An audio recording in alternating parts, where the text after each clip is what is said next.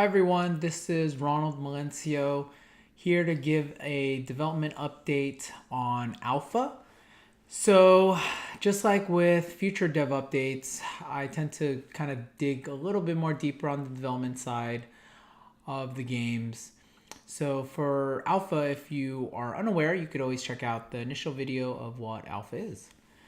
So again, thanks everyone for providing a lot of great feedback and updates and testing as well. So it's been very helpful. I think for the three major ones that I've noticed for Alpha, the first one is the worker placement piece. So worker placement is pretty much a heavy component, probably half of the game.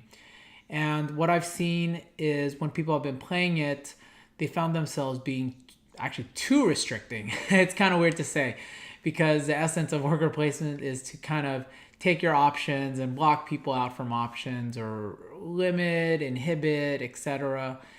And it seemed that with the current rules of the game, it actually blocked too many players from taking too many choices, almost to a point where players almost had no real interesting decisions to make.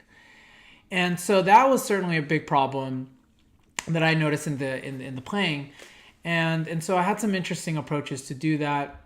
Rather than block players out entirely, I know certain games incorporate this kind of like a lesser benefit. Well, so there are a few areas to tackle it. So there's blocking out the player totally. There's increasing the cost of the player to take the action. And then lastly, there's this one that I haven't really incorporated, but I should, is where they could still take the benefit, but the benefit is actually going to be much less. And so one example, at least in alpha, is let's say taking food. And rather than the first player or the first dog who gets to the location to get all the food, and dogs can no longer get the food, or they have to pay currency, and in this game it's called trust, the trust you have with your play with humans. It's instead of that is maybe taking a lesser benefit of food. So maybe the first player who goes there will get a higher volume of food, whereas the second player who goes there gets like a lesser volume. And so I think that's actually great because players will then if you guys could hear the Google Hangout pinging, sorry. So players will actually be able to still kind of obtain and still have control of certain actions, but just to a lesser extent. And so now players could actually decide, do I want to get there first? Am I okay with getting there second?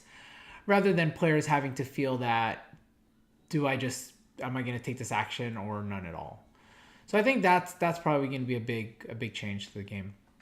The second one is the second major part of the game, which is the area control part, which is also known as the walk phase.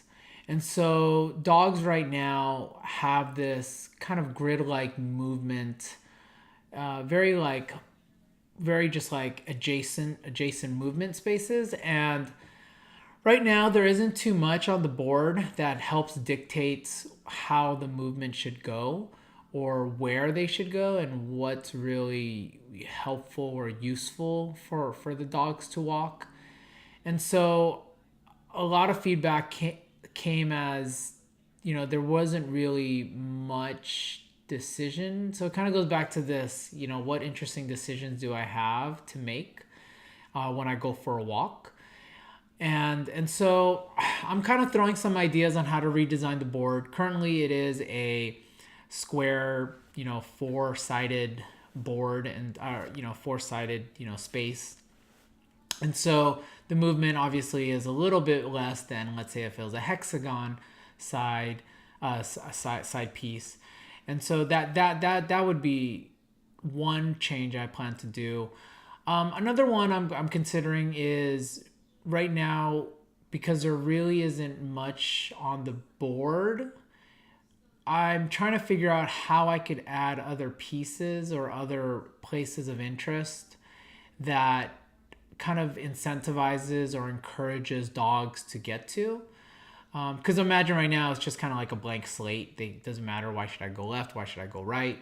But I think incorporating a little bit more, well, at least in the theme of the game, let's say landmarks or fire hydrants, things like that.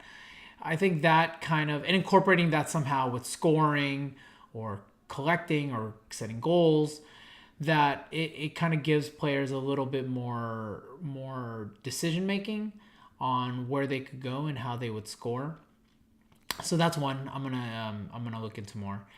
And then lastly, this kind of goes into the second point is decisions, and not just decisions on the walk, but decisions on the resort, which is kind of the worker placement piece of it. I think figuring out a way to provide more goals and objectives that are interesting as a player, and that way they could use those as kind of the push and pull on where they want to go, what they want to do, and hopefully that goes into a better game. So anyways, both of these games, this one and Vlogger, are still under development, so I can't wait to show more about it. And in the meantime, I've been spending more time with Vlogger, so I'll get into Alpha probably in the next week, a lot deeper into that. So stay tuned. Thanks for sticking around.